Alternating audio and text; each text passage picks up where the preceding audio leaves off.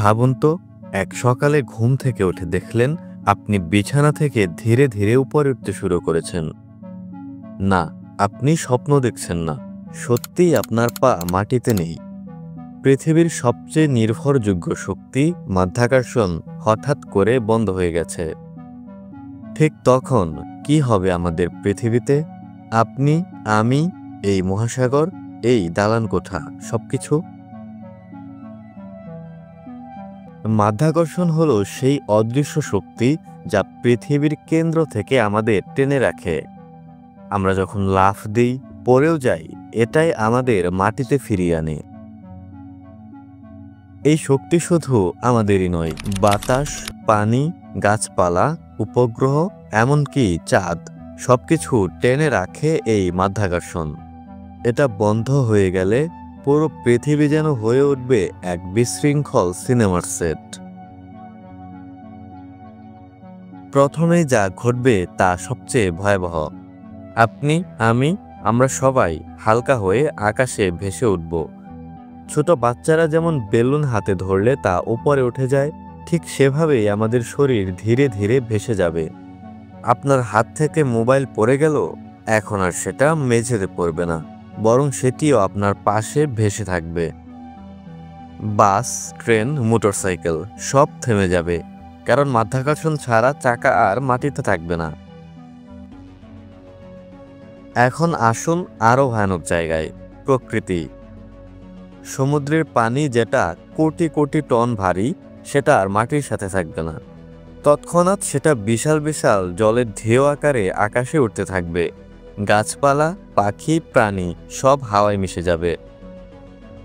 আর সবচেয়ে বিপজ্জনক বাতাস। আমরা জানি বাতাসে প্রচুর গ্যাস আছে, কিন্তু সেটা শুধু আমাদের আশেপাশে থাকে, কারণ পৃথিবী তাকে টেনে রাখে।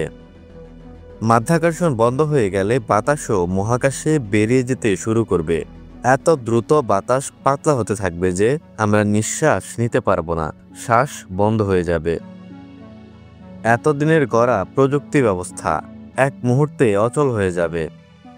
আমাদের চারপাশে যে হাজারো স্যাটেলাইট বা উপগ্রহ ঘুরে বেড়ায়, তারা সবাই পৃথিবীর মাধ্যাকর্ষণ দ্বারা নিয়ন্ত্রিত। এখন সেটা না থাকলে উপগ্রহগুলো তাদের কক্ষপথ হারিয়ে মহাকাশে ছুটে যাবে। ফলে আমাদের ইন্টারনেট, মোবাইল, জিপিএস সব ধ্বংস হয়ে যাবে। এমনকি বিমানগুলো আর নিয়ন্ত্রণে থাকবে না।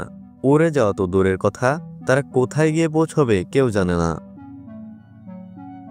আপনি নিশ্চয়ই জানেন, পৃথিবী শুধু মানুষ বা জিনিসকে টেনে রাখে না, চাঁদকেও নিজের কক্ষপথে আটকে রেখেছে।